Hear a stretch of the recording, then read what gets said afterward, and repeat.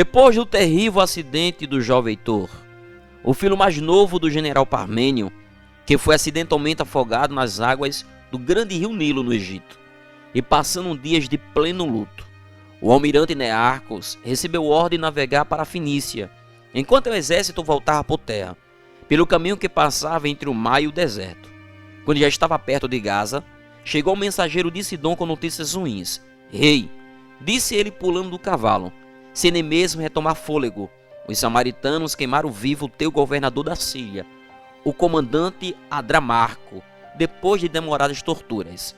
Já abalado pelo recente acontecimento, Alexandre ficou bastante irritado. E quem são esses samaritanos? Perguntou. São um povo bárbaro que mora nas montanhas, entre a Judéia e o Monte Carmelo. Tem uma cidade chamada Samaria, respondeu o mensageiro. E não sabe quem é Alexandre? Perguntou o rei. Talvez saiba, falou Lisimarco, amigo do rei.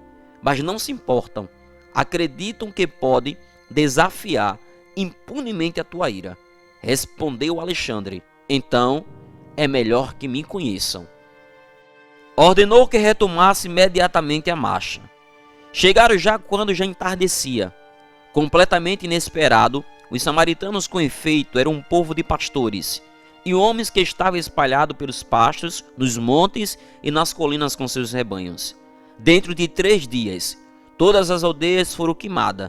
A capital, que não passava de mais um vilarejo, só que um pouco maior, cercada de muralhas, foi arrasada, e o seu templo, um santuário bastante pobre, que não guardava nem imagem nem estátuas, foi reduzido às cinzas.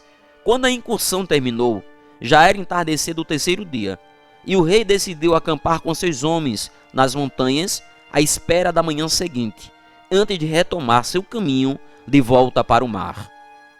Mas pouco antes do alvorecer, o rei foi acordado pelo oficial que comandava o último turno, um Tessalio de Larissa. Senhor, vem ver. O que foi?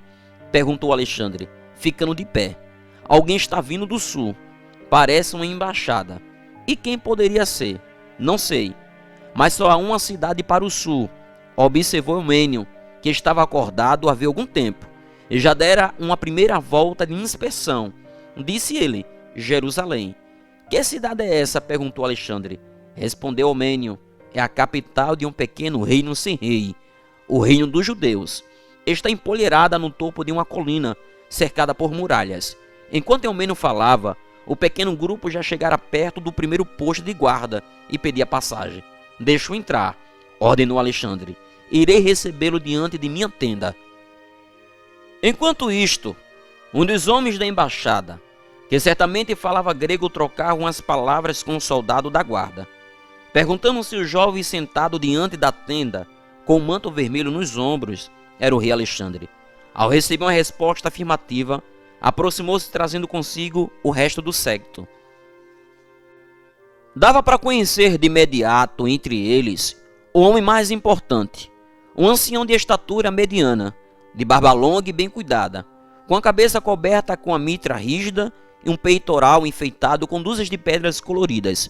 Foi o primeiro a falar, e a sua língua ao mesmo tempo cultural e harmoniosa, cheia de aspiração, pareceu aos ouvidos de Alexandre muito similar à dos fenícios. Que o Senhor te proteja, grande rei, traduziu intérprete. De que o senhor está se falando? Perguntou Alexandre, cuja curiosidade fora despertada por aquelas palavras. Do Senhor nosso Deus, o Deus de Israel. E por que deveria o vosso Deus proteger-me? Perguntou Alexandre. Ele já o fez, respondeu o velho, permitindo que saísse de várias batalhas sem perder a vida, para chegar até aqui e destruir a blasfêmia dos samaritanos. Alexandre sacudiu a cabeça, como se aquelas palavras do intérprete não tivessem sentido algum para ele. O que é uma blasfêmia? Perguntou. Mas naquela mesma hora, percebeu uma mão que se apoiava no seu ombro. Virou-se e viu que era seu vidente, que consultava seus deuses, envolvido em seu manto branco e com estranha expressão no olhar.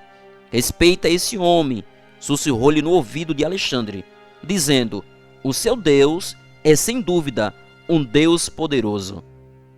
A blasfêmia, continuou o intérprete, é um traje a Deus. E os samaritanos tinham construído um templo no monte Garizim, aquele que com a ajuda do Senhor acabaste de destruir. E era essa a blasfêmia? Perguntou Alexandre. Era, respondeu o velho ancião. Mas por quê? Porque só pode haver um único templo. Um único templo? Perguntou o rei. Pasmo. No meu país temos centenas deles. O vidente de Alexandre pediu permissão para falar com o velho de barba branca. Como é esse templo? Perguntou. O velho começou a falar com voz inspirada, e o intérprete traduziu. O templo é a casa do nosso Deus, o único que existe, o Criador dos céus e da terra, do visível e do invisível. Ele libertou os nossos antepassados escravos no Egito e entregou-lhes a terra prometida.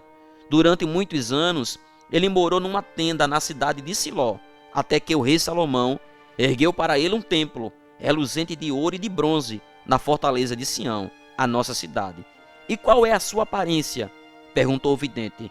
Tens contigo alguma imagem para nos mostrar? Logo que ficou a par do pedido, o velho fez uma careta desgostosa e respondeu cegamente: o nosso Senhor não tem aparência, e o uso de imagem é para nós uma proibição absoluta. A imagem do nosso Senhor está em toda parte, nas nuvens do céu, nas flores do campo, no canto dos pássaros e no murmúrio do vento entre as ramagens das árvores. Mas sendo assim, o que há no vosso templo? Perguntou o vidente. Nada que o olho humano possa ver. E quem és tu então? Perguntou o vidente para o velho. Eu sou o sumo sacerdote, e somente a mim cabe a responsabilidade de uma vez ao ano entrar nas partes mais santas do seu santuário para oferecer sacrifício pela expiação do pecado do seu povo. O rei olhou alternamente para os dois interlocutores e então lhe disse-lhe: quero ver o templo do teu Deus.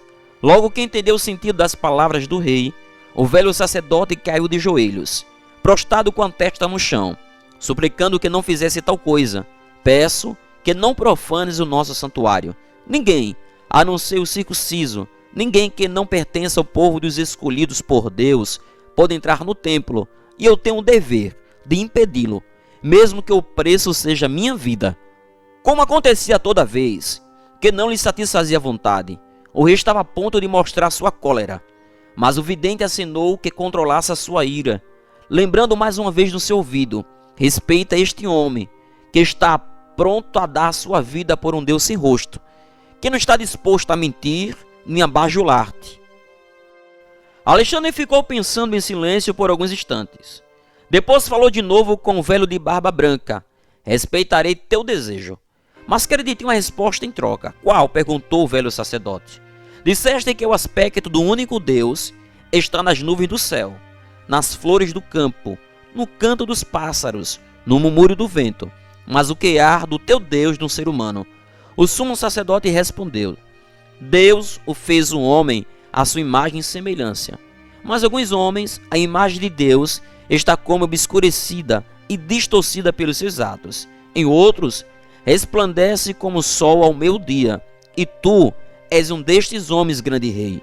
Dito isto, deu a costa e voltou para o lugar de onde tinha vindo.